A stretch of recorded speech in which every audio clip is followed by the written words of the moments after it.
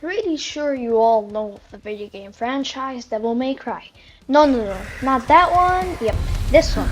And if you don't know what it is, then here's a quick summary. Devil May Cry is a high-octane fighting game constantly punching adrenaline in your face, created by Hideki Kamiya. It is primarily developed and published by Capcom, the creators of the Resident Evil franchise and Mega Man and Yakuza. The series centers of the demon hunter Dante and his efforts to stop various demon invasions of Earth. Just like Halo, but instead of what you may call them, the Covenant, it's demons, and it's way cooler in my opinion. Its gameplay consists of combat scenarios in which the player must attempt to extend long chains of attacks, avoiding damages, and exhibiting stylized combat by varying their attacks. This combat, along with the time and the number of items collected and used, are considered in the grading of the player's performance in the mission. The series alludes to Italian poet Dante's Divine Comedy that also made Dante's Inferno. Hideki Kamiya created Devil May Cry after a failed attempt to develop a Resident Evil game. A lot of people don't know this, but Devil May Cry, the franchise, was gonna be a Resident Evil game, with the first game originally being conceived as Resident Evil 4. Kamiya wanted to create a game with more action features, which Capcom felt the series did not need, and then Capcom announced a new game, DMC Devil May Cry, developed by Ninja Theory and supervised by Capcom during the 2010 Tokyo Game Show. And let's just say we all know how that turned out. So without yapping too much, let's get into it. So I've played my fair share of Devil May Cry games, which include Devil May Cry 3, DMC 4, DMC 5, and our favorite game, DMC Reboot. So, with the info I've gathered across all games, I'm here to tell you what I think without getting too spoilery. So, I'll tell you when you should skip. Let's start with DMC3 now, and this one has a very interesting story to it because I've tried this game like a year and a half ago, and I quit at the tower, which is mission 2. I know, embarrassing, because at the time I only played DMC4. So now, with more experience, I came back to it and oh my god. Everyone should play this game. If you didn't, what are you doing, man? I like this game more than DMC5. Foreshadowing, maybe we'll get into that later. So this game is a prequel, so if you care about the story, then you should definitely start with DMC3. With this one, the game follows a younger Dante, the protagonist of the series, as he battles demons and confronts his own past. Dante, after opening a devil exterminator shop, does not know what to call it. And, while Dante's eating pizza, and then Arkham Asylum pulls up and tells you to go to a mysterious tower known as Temini Guru, which is emerging from the ground inside. He faces various demonic enemies and powerful bosses. The main antagonist is his twin albino brother, Virgil, who seeks to obtain greater power by opening a portal to the demon realm. Throughout the game, Dante grows stronger and more skilled, uncovering his own origins and the true nature of his demonic heritage. Oh, spooky! You know this game would hit in October, right? So that's the summary. Basically a 9 out of 10 game, because the camera angles sometimes were just horrendous, but only a few times though. And also this game was so much fun and challenging. If you defeated the Arkham final boss, you know what I'm talking about. And also guys, if you reach mission 18 in DMC3, don't worry, you don't need to fight all the bosses, just defeat the easy ones. And, you know, I don't want you to go through the scare I went through. And now, DMC4.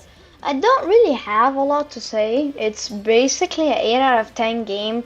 Devil May Cry 4 was released in 2008. It's the 4th installment in Devil May Cry series and features both a fresh protagonist and the return of a familiar hero. This game introduces Nero, a young knight with a mysterious demonic power and a strong sense of justice. The story kicks off with a dramatic scene where Dante, the series' iconic protagonist, appears to attack a church. Nero becomes involved in the ensuing chaos as he seeks to uncover the truth behind Dante's actions and his own connection to the demonic world.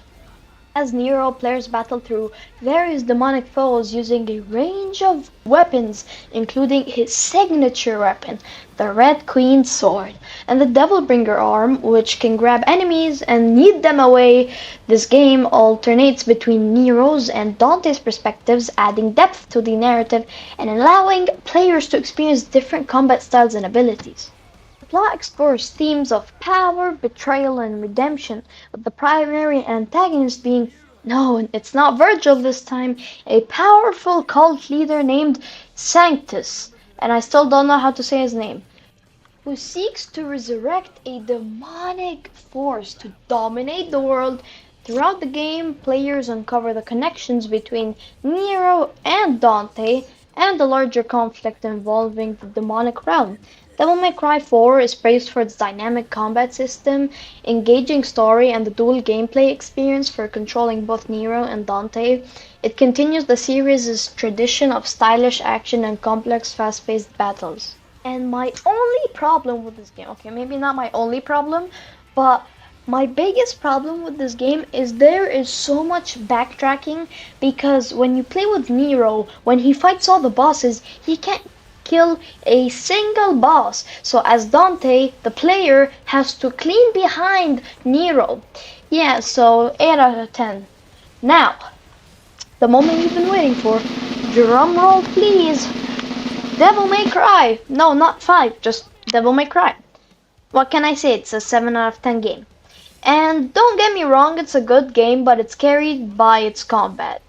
Oh my god, I know I just said this, but it really has such fun combat, and Dante's emo in this one, so yeah, it's that's kind of cringe, but it is a good game, and I really like this whole 50% angel and 50% demon heritage instead of the normal 50 human, 50 demon.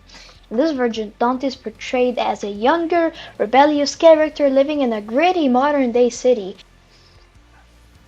This game introduces a parallel demon world known as Limbo City, which is under the control of demonic force manipulating human society. And after playing this game, yeah, I never drank a single Coca-Cola ever since. You'll know why if you play this game.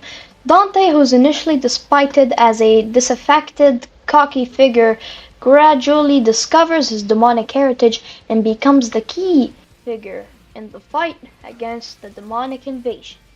The plot revolves around Dante's struggle against the demonic ruler Mundus, who seeks to enslave humanity. Along the way, Dante uncovers his own past and gains new powers and allies. The narrative explores themes of identity, rebellion, and the clash between the human and demon worlds. DMC Devil May Cry received mixed to positive reviews with praise for its combat system and visuals, though some fans weren't that happy. And now, DMC5! Everybody clap and applause for this game, because if you thought the franchise couldn't get better, then you're wrong. Yippee everybody, our favorite game about Virgil hiring Virgil's son and Virgil's brother to kill Virgil so Virgil can become Virgil, featuring Virgil. Everybody, it's Devil May Cry 5. It's an action-adventure hack-and-slash game developed by Capcom and released in 2019. It is the 5th main installment in the DMC series and continues the story from where DMC 4 left off, while also serving as a direct sequel to the event of the series. The game features 3 playable characters this time, which includes Dante, the series' iconic demon hunter, Nero, the younger demon-empowered protagonist introduced in DMC4, and a new character named V. I wonder who can that be? So V has a mysterious connection to the ongoing conflict the story centers around, the emergence of a massive demonic tree known as Killfall, which threatens to engulf the world in darkness. The demonic antagonist Urizen, who is revealed to be a powerful and corrupt entity, seeks to harness the tree's power for his own sinister purposes. And later on you find out, everybody who's watching the spoiler warning, so skip 10 seconds, he is Virgil, and he is Virgil, and Nero's dad is Virgil. In Devil May Cry 5, players navigate through visually stunning environments, battling a variety of demonic enemies using a refined combat system. Each character has a unique fighting style and abilities. Dante uses an array of weapons and transformation techniques. Nero employs his Devil Breaker mechanical arms with special powers, and V fights with the help of his demonic familiars, Nightmare, Griffin, and Shadow. And oh my god, V was the most OP character in the DMC series. The game is celebrated for its deep and engaging combat mechanics, high production values, and the return of beloved characters from the series. Devil May Cry 5 has been praised for its compelling narrative, exceptional action sequences, and the seamless integration of its three protagonist storylines. And I'll give it a 8.9 out of 10. The only reason I didn't give it a 9 or higher is because DMC3 is already a 9 and I want DMC3 to be higher. So yeah, because I also like Dante. So if a Camp Club employee is watching this, just make the next game about like Dante and Virgil only, like the classics, please. Now I will be talking on what I would like to see in DMC6. Imagine what could be included in the next installment as a fun exercise for the fans of the series. Here are some ideas that might be considered for DMC6. First thing is expanded character roster. Returning favorites, characters like Dante, Nero, and V/Virgil could return, each with new moves and abilities. And the thing is, I don't mind if they add someone new, just keep him for DMC6, like V. V will probably not return due to the events in DMC5. Guest appearances, characters from past games or spin-offs could make a cameo appearances or playable roles, like new combat mechanics, enhanced combo system, rich storytelling, expansive narrative, a deeper exploration of the Devil May Cry universe, visual and environmental design, cutting-edge graphics utilizing the latest technology to create stunning visuals and environments, customization and upgrades, multiplayer and co-op modes would be pretty fun. Imagine entering a battle royale and you just like there's 60 Virgils and like 2 Dantes. That would be pretty cool. And that's it basically, everybody. Thank you guys so much for watching, and just remember guys, Jackpot. jackpot.